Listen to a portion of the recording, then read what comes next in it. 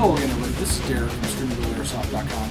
Welcome back. This is the SPR-L from A&K, available on ScreamingEagleAirsoft.com. ScreamingEagleAirsoft.com is where you can go to pick up all of your airsoft supplies and needs. Now, as you know, I've already done a review on this gun, which was pretty good. The chrono out of the box was with 20s 407, and with 25s it was 370. We're going to do some upgrades today on this video. What we're going to do is we're going to change out the cylinder head and piston head. We're also going to be adding an M130 spring, and then we're going to be putting on a tight bore barrel. This barrel is a 509 6.01. We're going to put that on there, and then at the end of this video we will chrono it. Alright, now here is the SPR, and what we're going to do is we're going to be working with this for the very first time. I've never opened one of these up before, so bear with me if I make any mistakes. But what we're going to do is take this front off of the back, and if it's anything like some other M4s, we unscrew this bolt here and the receiver should slide apart. Okay, that comes out pretty easily. Yep, and tap it out. It is now out. As you can see, the lower and upper receiver wanted to separate automatically. They just kind of popped apart, spring loaded. Upper and the lower should just slide apart. Now, it's not going to slide apart until you pull this charging handle back, usually, to allow it to come off of the gearbox. Phillips head screwdriver. Now I have a pretty good idea. Now I know why they provided me with a Phillips head screwdriver. To get the gearbox out, it's a lot like the M4s, M16s. I'm going to have to remove the magazine catch. I'm going to have to knock this pin out, and I'm going to have to take the screw out from the buttstock. So let's go ahead and remove the buttstock. The screws right here are flatheads, so I need to get my flathead screwdriver out.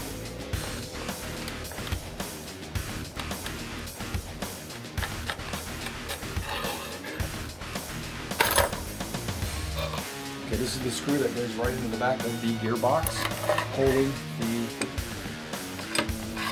buttstock in place. Using a Phillips head to remove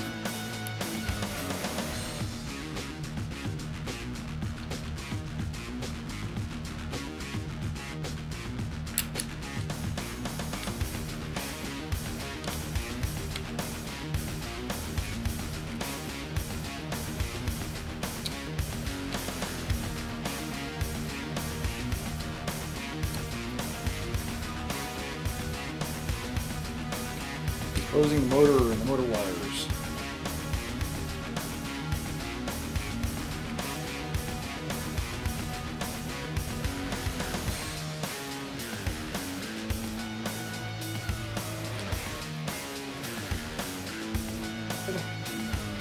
And off comes a motor that looks like it's seen better days. For the pistol grip.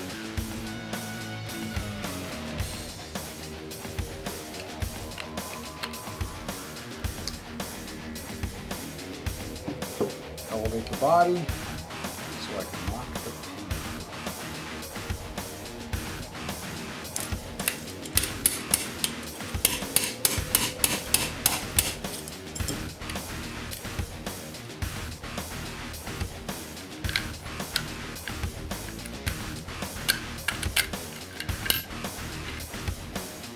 Screw doesn't look like it's all the way in. It's not. I can unloosen. I can take it out with my finger. Well, let's get this gearbox taken apart.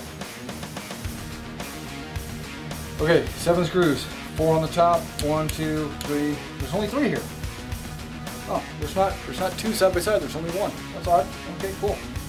Okay, now when I take out the last 2 screws, the one in the front and the one in the back, I always make sure that I put my hand over the gearbox. I don't want this gearbox popping open due to a compressed spring. Possibly there's a compressed spring. Possibly not. If there was a compressed spring, I wouldn't want it popping open. Put a screwdriver or something like that into the spring guide so that when I open up the gearbox, the spring doesn't go anywhere, and then I can pull the spring guide out.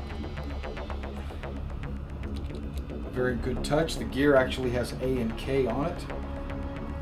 Okay, once you're done cleaning out the gearbox, let's go ahead and add the, get ready to add parts. Okay, let's get the cylinder head pushed into the cylinder where it is flush, giving you an air seal piston and piston head.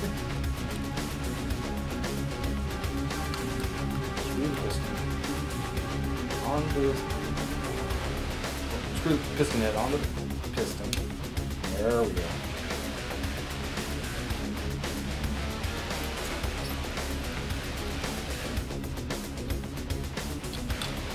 There, put this thing back together.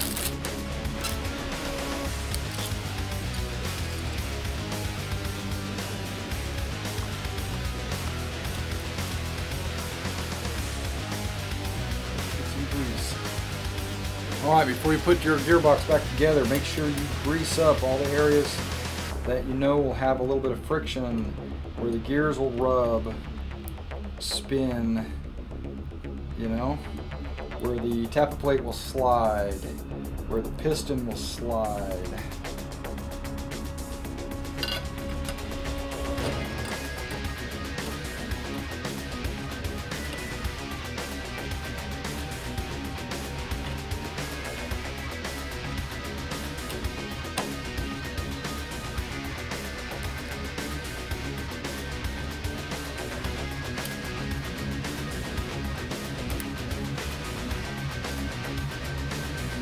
After hours of struggling with this, I got this gearbox put back together.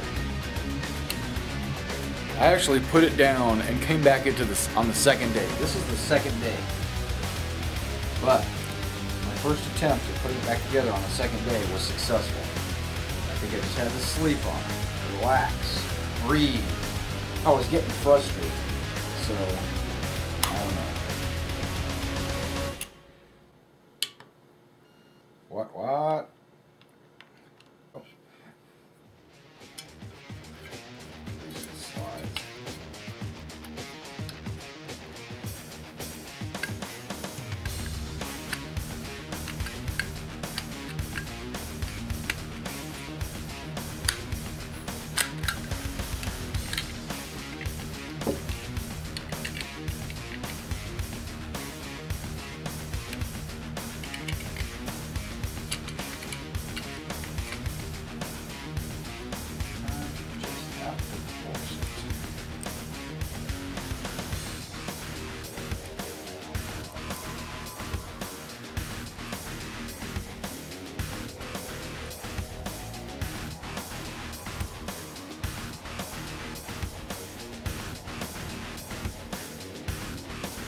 All right, now when returning the buttstock, you have to remember that there is a spacer, that spacer in there, and you have your long rod right here.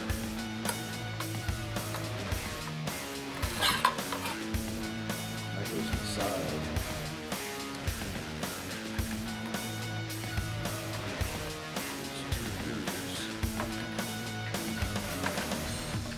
There.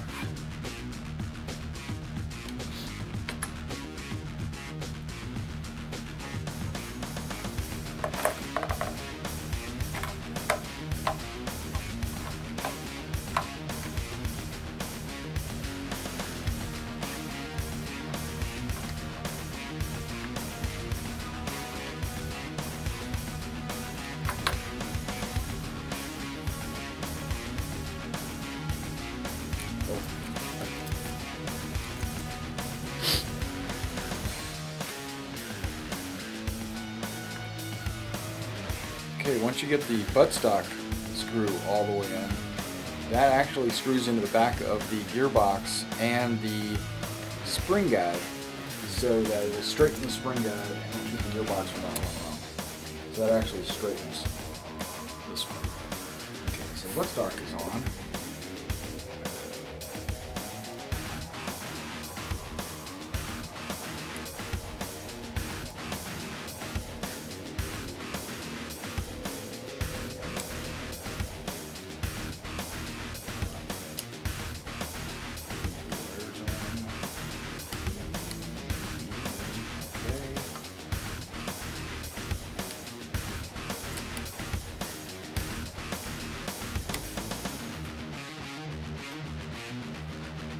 Okay.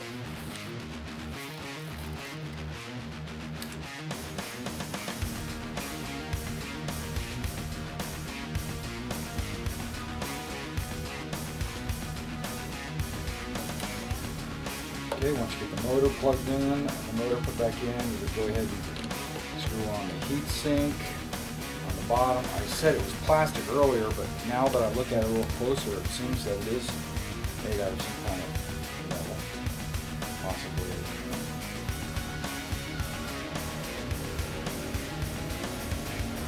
Oh, look how short that is.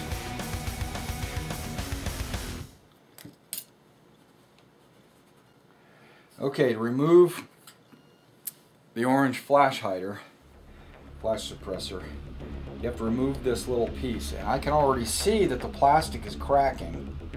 I bet you it's got some glue in there too.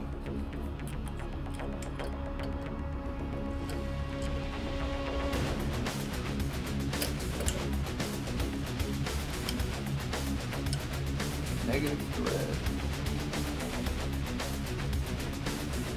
How tight is it? That loosens it. Okay.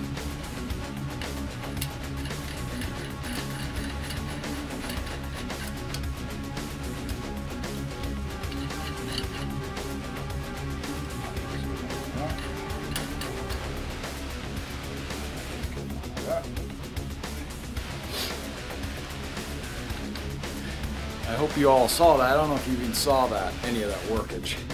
But once I unscrewed this with the negative thread, oh, wow, look at that. I'm like, I don't know what that is for. The barrel extension just basically screws directly onto the end of the barrel. So let me screw it on. Nice and tight, and then I'll screw the, there you go. All right, now let's set that off to the side. Mad Bull, feeling very light.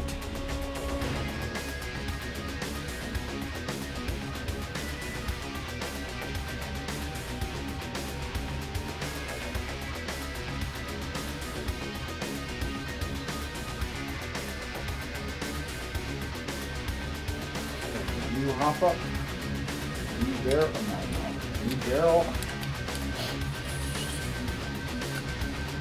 Slide right on in.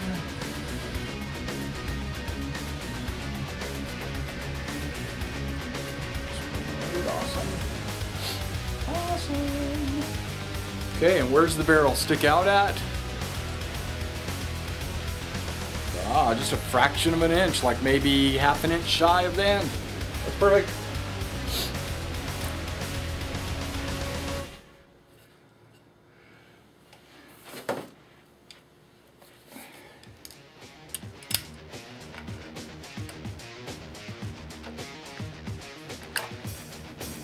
All right, so I'm getting ready to go out and chrono this thing now. I'm pretty much finished.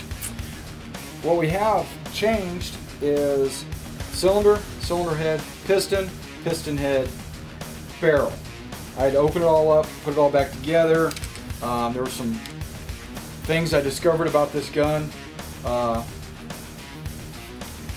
Working on it for my friend Chris.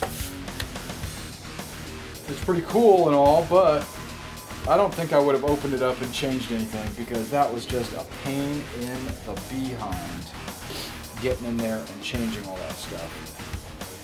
So go ahead and chrono it. We're going to chrono it with 20s. 267. 458 seems to be more appropriate. This is with a 20.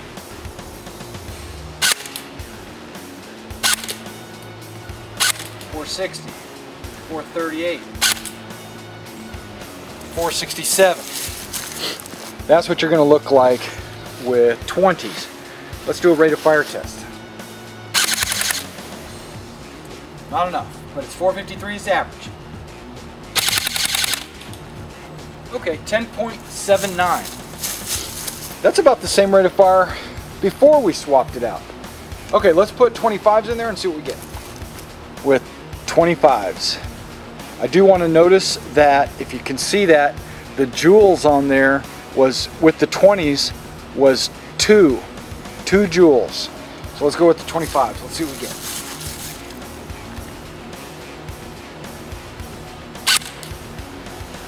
.436, .449, .392, .440, .455, .435, and the joules look like they're about 2.22. Okay, full auto, let's see what we get.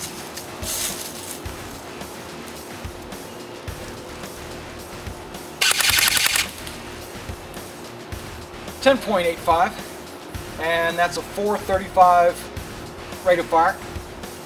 I mean, feet per second. 456, 1082 rate of fire. Welcome back, everybody.